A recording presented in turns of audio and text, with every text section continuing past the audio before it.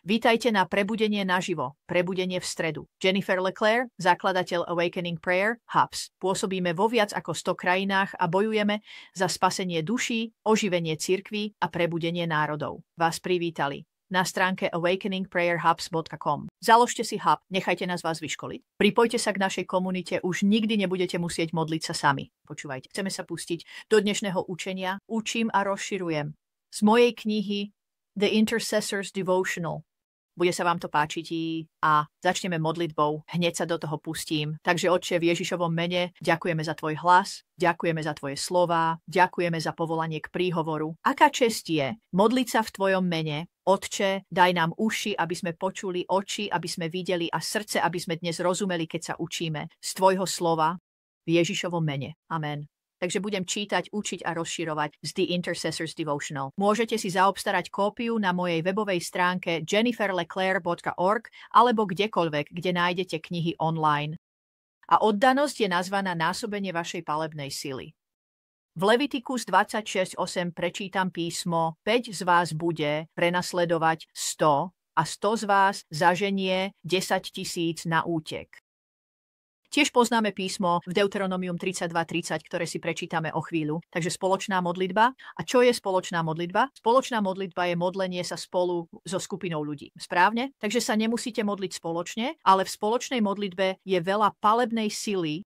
Spoločná modlitba je teda základom úspechu prímluvcu. Aj keď sú bitky, ktoré budeme bojovať sami, aj keď sú chvíle, keď je súkromie dôležité a nemôžeme sa podeliť so skupinou a musíme niesť bremeno modlitby, viete, sami, potrebujeme sa zapojiť do spoločnej modlitby, najmä pre ťažké veci. Takže môžeme tráviť dlhé hodiny efektívne sa modliť na našom tajnom mieste, to je úžasné, ale musíme odolať pokušeniu, úplne sa vyhýbať spoločným modlitebným udalostiam. Poznám niektorých prímluvcov, sú aj introverti. Som introvert a rád trávim čas sám s Pánom v modlitbe, v štúdiu, v spoločenstve. A ak nebudeme opatrní, izolujeme sa a stratíme silu spoločnej modlitby. Spoločná modlitba je prostriedok, ktorým nám Boh dal znásobenú palebnú silu. V zjednotenej spoločnej modlitbe je oveľa viac palebnej sily. Všimnite si, že hovorím zjednotená však, pretože ak máte v spoločnej modlitbe rozbroje, potom je menej účinná, než keby ste sa modlili sami. A niektorí prímluvcovia prestali chodiť na spoločné modlitebné stretnutia kvôli nedostatku jednoty. Takže musíme nájsť modlitebných partnerov a spoločné modlitby prímluvcov, s ktorými sa môžeme zhodnúť. Preto máme centrá prebudenia modlitby. Takže ste pravdepodobne počuli, že jeden môže zahnať 10 000 a dvaja môžu zahnať 10 000 asi však. Toto je zjavenie, ktoré musí preniknúť hlboko do vašej duše. Práve som to spomínal v kostole v nedeľu a snažil som sa to spočítať v hlave. Mám radšej slová ako čísla, ale jeden z mojich členov povedal, že na základe Deuteronomium 32.30 nám hovorí, ako by mohol jeden zahnať 1000 a dvaja 10 000, ak by ich skala nepredala a Pán ich nevydal. Takže jeden z mojich členov povedal, že urobil nejaké výpočty. Jeden človek, 1 000, dvaja ľudia 10 000, traja ľudia 100 000, 4 ľudia 1 000 000, 5 ľudia 10 miliónov. Takže ak máte 5 ľudí, môžete zahnať 10 miliónov démonov. To je neuveriteľné. To je absolútne neuveriteľné. A tak, keď máte tie veľké skaly na presunutie, tie hory na vrhnutie do mora, keď máte, viete len, viete, riešenie kniežatstiev a mocností, potrebujete spoločnú modlitbu. Boh je Bohom násobenia a keď sa zhromažďujeme v spoločnej modlitbe, naše kombinované pomazania sú výbušné. Takže opäť vidíme efekt násobenia spoločnej modlitby v Levitikus 26.8. Prečítam to znova. 5 z vás bude prenasledovať 100 a 100 z vás poženie 10 000 na útek a vaši nepriatelia padnú pred vami mečom. Teraz opäť, nie som odborník na matematiku, ale tak či onak, toto je synergia v akcii. A táto synergia je pre mňa dostatočnou motiváciou pripojiť sa k správnej spoločnosti v príhovore. Kľúčom je pripojiť sa k správnej spoločnosti. Awakening Prayer Hubs sme zjednotení. V našom hnutí netolerujeme rozbroje. Stojíme spolu, chránime si navzájom chrbát. Preto máme taký vplyv vďaka sláve Božej a milosti Božej. Ale pamätáte si na 120 učeníkov v hornej miestnosti? Viete, pred vypuknutím Ducha Svätého, čo robili? Čo robili v hornej miestnosti predtým, než prišiel Duch Svätý so zvukom mocného prudkého vetra? A jazyky ohňa spočinuli na nich. Čo robili? Boli zjednotení v spoločnej modlitbe. Potom si opäť spomente, keď bol Peter vo väzení. Skutky 12.5 nám hovoria, cirkvou bola aj za neho neustále predkladaná modlitba. Bohu. Neustála modlitba, nepretržitá modlitba. To bolo veľa palebnej sily. A dovolte mi povedať, nebola to len neustála modlitba, bola to zjednotená modlitba. Bolo to, viete, mnohí veriaci sa zhromažďovali v skupinách, niektorí z nich boli v dome Markovej matky, Márie. To môžete vidieť v skutkoch 12.12. Aký bol výsledok? Aký bol výsledok modlitby v hornej miestnosti? Duch Svätý zrodil cirkev. Tisíce ľudí boli zachránené hneď potom.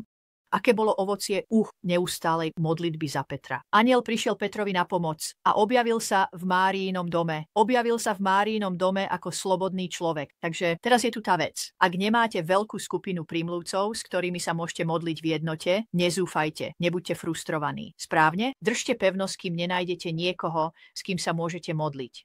Spoločná modlitba nevyžaduje veľké množstvo ľudí. Viete, Ježiš povedal v Matúšovi 18:20, povedal, ak dvaja z vás, pamätajte, dvaja môžu zahnať 10 000 na útek. Ak sa dvaja z vás na zemi zhodnú na čomkoľvek, o čo prosia, bude im to dané mojím Otcom, ktorý je v nebesiach. Lebo kde sú dvaja, alebo traja zhromaždení v mojom mene, tam som ja uprostred nich. Počúvajte, ak by ste mohli nájsť len jednu ďalšiu osobu, s ktorou sa môžete modliť, to je úžasné. Ak vo vašom kostole chýba spoločná modlitba, možno ju začnite vy. Môžete sa k nám tiež pripojiť v Awakening Prayer Hubs. Máme mesačné modlitebné stretnutia, kde sa všetci modlíme v jednote. Máme regionálne stretnutia, máme národné stretnutia, máme všetky druhy modlitieb, na ktorých sa môžete zúčastniť, ak si to želáte. Amen.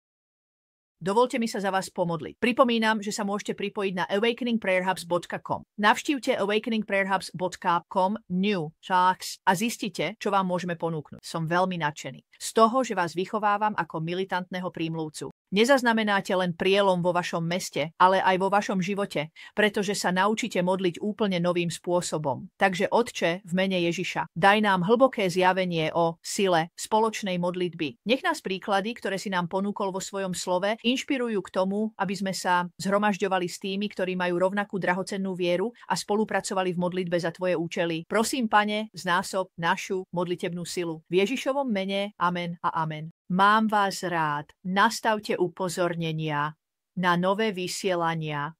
Pozrite si ďalšie časti. Máme modlitebné výzvy a zdroje na pozretie. A mám vás rád. Majte deň plný prielomov. Celý svet je v kríze a znamenia doby sa zrýchľujú.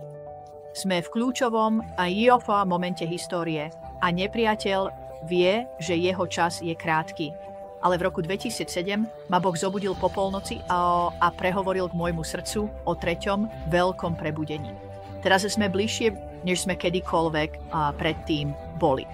Preto vyzývam 1 000 000 prívržencov prebudenia, aby sa ku mne pripojili v novej výzve k nebesiam. Vyzývam zvyškových modlitebných bojovníkov, aby sa zhromaždili v jednote a zatlačili späť temnotu, ktorá preniká do našich kostolov, našich rodín a našich národov. Nepriateľ zúri. Veľký odpad je v plnom prúde, ale Boh vždy odpovedá na zjednotenú modlitbu a pôst. Pripojte sa ku mne a k príhovorcom vo viac ako 100 krajinách v Awakening Prayer Hubs. Spoločne môžeme zmeniť priebeh histórie. awakeningprayerhubs.com. Pripojte sa k hnutiu.